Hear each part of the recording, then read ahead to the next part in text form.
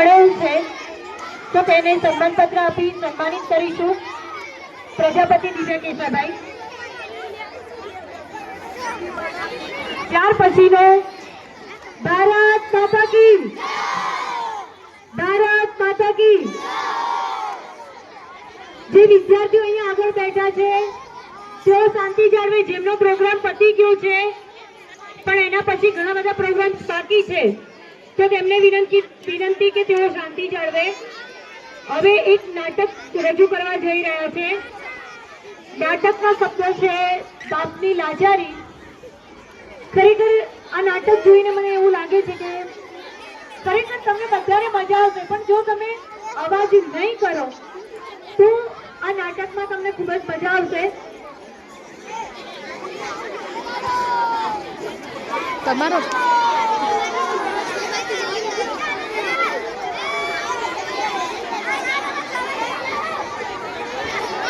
ધોરણ 8 ની વિદ્યાર્થીનીઓ, એમાં જુદા જુદા પાત્ર છે.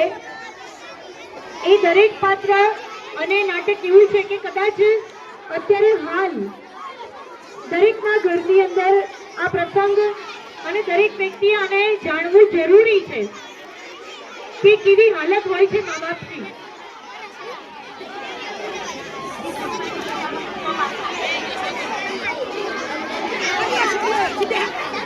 એના નાટક અનુસંધાને મને ખૂબ જ એક સરસ વસ્તુ યાદ આવી છે કે કોઈ એક સંતે ખૂબ જ સારું એવું કહ્યું છે.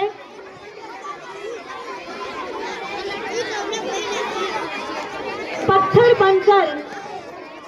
बनकर मंदिर में बैठने से अच्छा है, पत्थर बनकर मंदिर में बैठने से अच्छा है कि इंसान बनकर अपने माँ बाप के पास बैठो.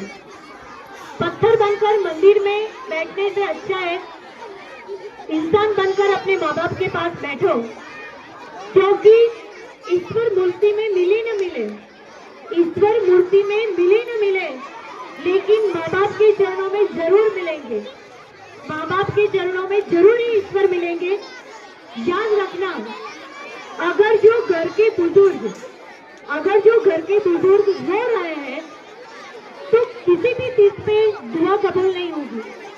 अगर जो घर में बुजुर्ग रो रहे हैं तो किसी भी तीर्थ की दुआ कबूल नहीं होगी. पूरी दुनिया में भगवान ढूंढने से अच्छा है अपनी जन्नत को घर में ही ढूंढे. वक्त रहते उनकी कदर कर लो, वक्त रहते उनकी कदर कर लो, क्योंकि पत्थर तो फिर मिल जाएंगे लेकिन माँ बाप नहीं मिलेंगे. આવું જ એક મા બાપ માટેનું સરસ ખૂબ જ સરસ નાટક રજૂ કરવા જઈ રહી છે ધોરણ 6 થી 8 ની વિદ્યાર્થીનીઓ. બાપની લાચારી. જ્યારે મા બાપની ઉત્પન્ન થાય છે ત્યારે તેમને કોઈ રાખવા માંગતું નથી અને તે પોતાના છોકરાઓ વિસર્જનમાં મૂકીને આવે છે. તેમના છોકરાઓ બહાર તો મોટા મોટા દાન કરતા હોય છે પણ તેમના ઘરે જઈને જોઈએ ત્યારે ખબર પડે તેમના મા બાપ તો વૃદ્ધાશ્રમમાં હોય છે. શું તમને અનુકૂળ મળશે ખરી તે આપણે જોઈએ આ નાટક દ્વારા.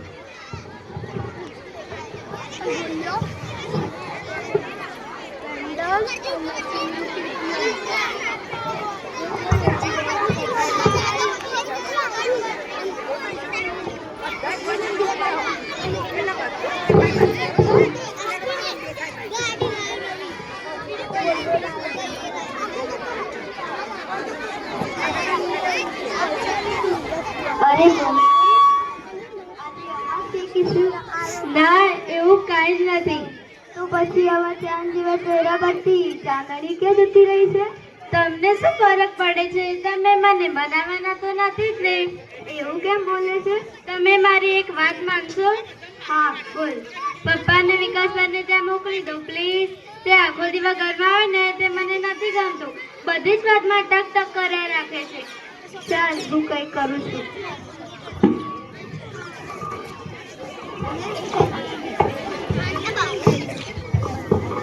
आओ बापूजी શું વાત છે? અરે બેટા બજારે જા એટલે મારા માટે એક જોડી કપડા લેતો આવજો ને. તમારી પાસે કપડા નથી? હમણાં તો લીધા હતા.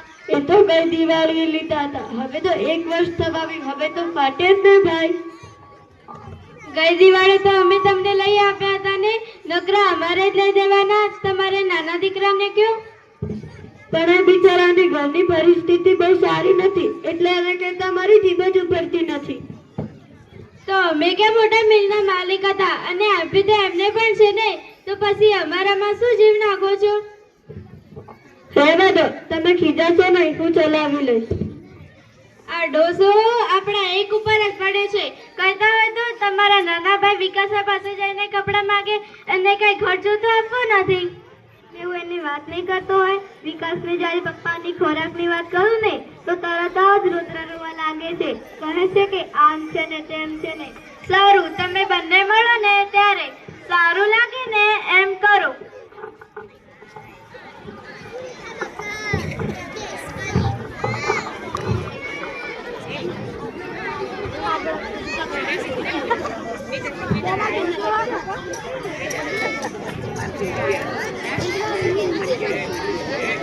બેટા, મારા માટે એક જોડી કપડાં લાવી દે ને. સોરી બાપુજી, મારી પાસે આ સગવડ નથી. તમે પેલા મોટાને કહો ને, હું પણ ગયા વર્ષના કપડાં પહેરું છું. હું પોતે જ નવા કપડાં નથી લીધા. મોટો કહે કે નાના પાસે હોય, નાનો કહે કે મોટા પાસે.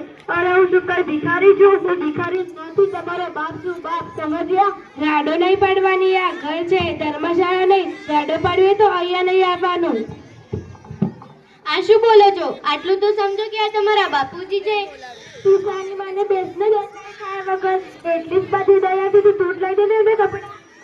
બાપુજી, આ સમયે આપણે સગું કોઈ નથી થતું. આપણા પહેરેલા કપડાં પણ આપણા સગાને જતા. ચિંતા ન કરો, હું તમને લઈ દઈશ એક જોડી કપડાં. એવું ના સમજતા કે હું તમારી દીકરાની વાવ છું. એવું સમજો કે હું તમારી દીકરી છું. હું તમને લઈ દઈશ એક જોડી કપડાં. આટલી બધી હોશિયારી મેં મારી જિંદગીમાં ક્યારેય નથી દેખી. હું લાચાર થઈ ગયો બેટા, હું આજે લાચાર થઈ ગયો.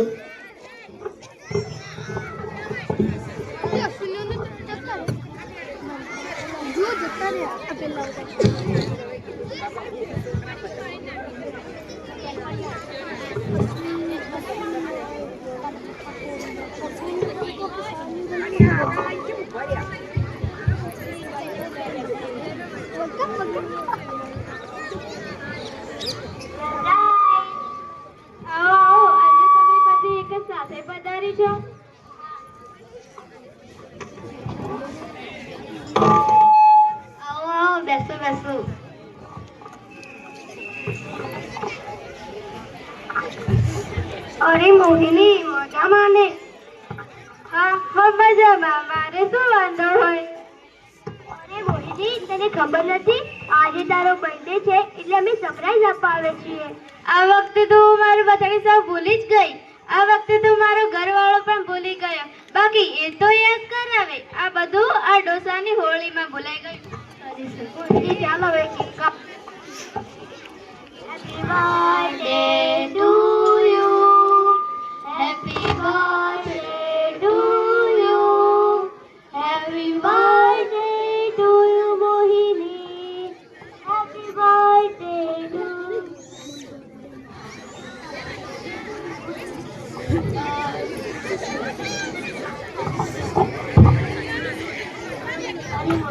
આ તારા સસરા છે? હા, મારા સસરા છે. અમને તો ગિફ્ટ ખવડાવ. કોને? આમને શું ખવડાવવાનું હોય? કઈ કામ ધંધે તો જતા નથી. સાવ નવડી બજાર છે. અરે મોહિની, તું તારા સસરા સાથે એવું વર્તન કરે છે? મારા તો નસીબમાં જ નથી એના સસરાનો પ્રેમ. મારે તો મારા બાળકો પણ પૂછે, એ મમ્મી પણ આ દાદી દાદાનો ફોટો છે, કારણ કે એમને કદી જોયા જ નથી. અને તારે છે તો તું એમની કદર નથી કરતી કે તું એમને સાચવતી નથી. મારા ઘરે આવીને તારે કઈ કહેવાની જરૂર નથી. હું તો મારી બહેનના માટે કહું છું, પછી તો તારી મરજી. વધારે ટાઈમમાં થા અને નાસ્તો કર.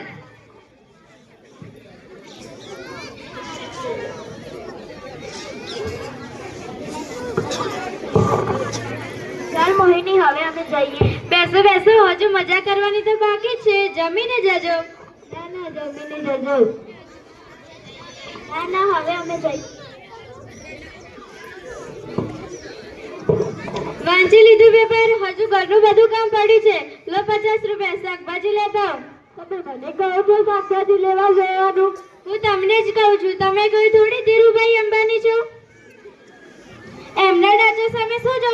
હું તમને કચરા પોતું કરવાની નથી કહેતી, હું તમને ખાલી બજારમાંથી શાકભાજી જ લાવવાનું કહું છું.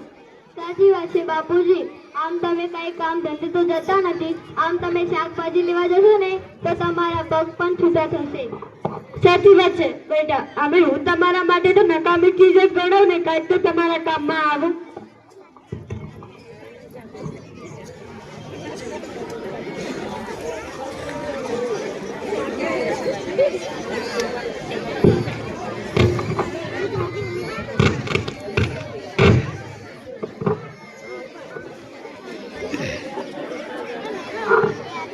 ચલો શાકભાજી લઈ લો, શાકભાજી લઈ લો, શાકભાજી.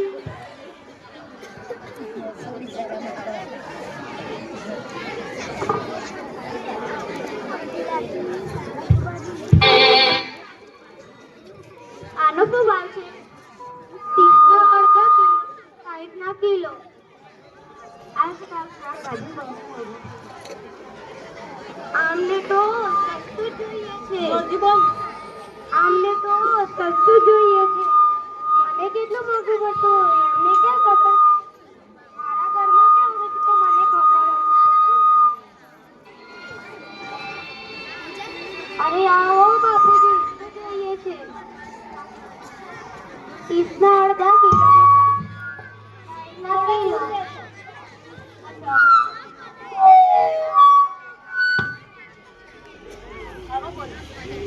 અરે આવો બાપુજી, શું જોઈએ છે?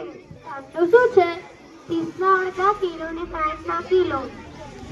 કેમ બાપુજી અત્યારે તમે આવ્યા? શું કહું, મારા તો નસીબ જ સાફ ફૂટેલા છે. આજનો પાછો જમાનો પણ કેવો. સાચી વાત છે તમારી બાપુજી. બાપુજી તમે આઈ શું કરો છો?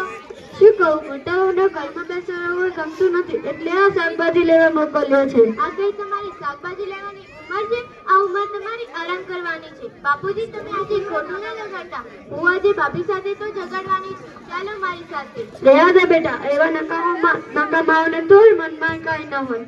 ના, મારે તમારી એક પણ વાત નથી સાંભળવી. ચાલો મારી સાથે.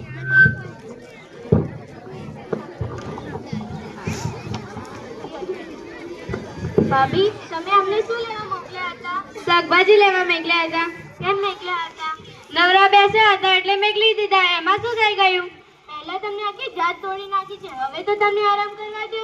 મારા ઘરે તારે એને કહેવાની જરૂર નથી. અમારા ઘરે શું કરવું એ અમારા બંનેને ડિસાઈડ કરવાનું છે. જેમ તમારા સસરા છે એમ મારા પણ સસરા છે. ઓ તારા સસરા છે તો જા લઈ જા ને તારી સાથે. તો લઈ જાય. આપણ કઈ તમને પૂછવાની જરૂર નથી. ચાલો બાપુજી તમે મારી સાથે. રહેવા દે બેટા, મારા અહીંયા રહ્યો કે તારે બંને બાજુ લોણ કાળા જ છે ને. હું તમને મારા સગા બાપની જેમ રાખીશ. ચાલો મારી સાથે. સાચી વાત છે બેટા, તું મને તારો સગો બાપ જ ગણે છે. આ બંને દીકરાઓ તો મને કચરાની જેમ કાઢી જ નાખે છે. ના બાપુજી તમે ચાલો મારી સાથે.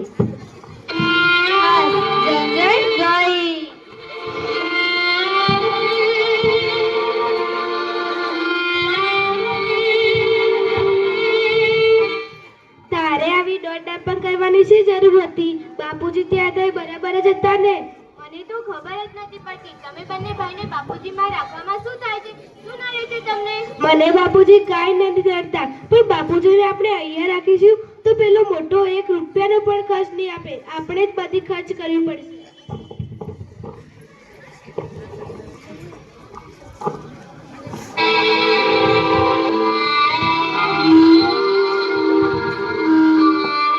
ભગવાન, હું શું કરું?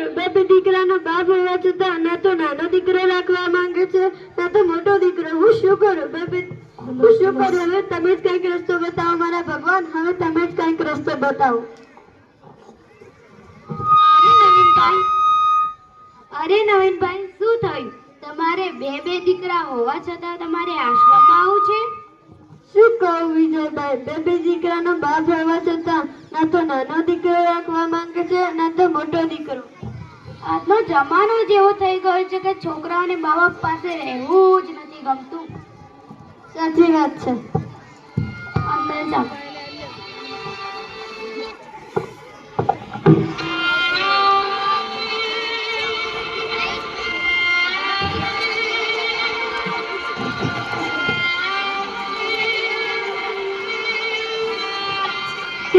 હતી? ક્યાંનો રાહ જોતો હતો? બાપુજીને શોધવા માટે વૃદ્ધાશ્રમમાં ગઈ હતી. હા તો મળ્યા તો ત્યાં જ રહેવા દેજે, અહીંયા લાવવાની જરૂરત નથી.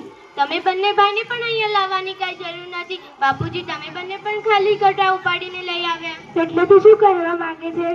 ત્યાંના મેનેજરે મારા સાથે વાત કરી અને કહ્યું કે તમે બંને ભાઈને બાપુજીએ મોટા કર્યા અને એ જ બાપને તમે વૃદ્ધાશ્રમમાં મૂકીને આવ્યા. હા, અમને બાપુજી અનાથ આશ્રમમાંથી લાવ્યા અને એ જ બાપને ઘરમાં રહેવા માટે એક ખૂણો ના આપી શકે અને એ જ બાપને અમે વૃદ્ધાશ્રમમાં મોકલી દીધા. ધિક્કાર છે અમારા જેવા દીકરા પર, ધિક્કાર છે. હું શું કરું મીના, હું શું કરું? રડશો નહીં વિકાસ. આ વાતની ભાભી અને ભાઈને પણ ખબર નહીં હોય ને, તો ચાલો પહેલા ભાભી અને ભાઈ પાસે, કારણ કે આપણે પણ એમને કેવા દાડા દેખાડે છે અને ભાભી અને ભાઈને પણ કંઈ બોલવામાં બાકી નથી રાખ્યું. ચાલો ભાભી અને ભાઈ પાસે.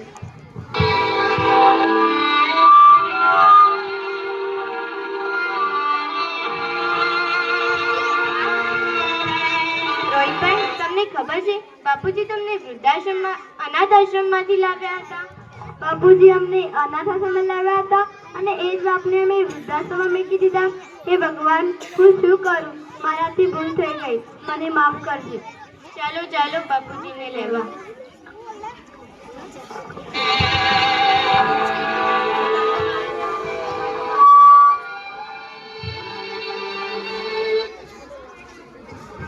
બાપુજી, અમારાથી ભૂલ થઈ ગઈ, ચાલો હવે અમારી સાથે કરો.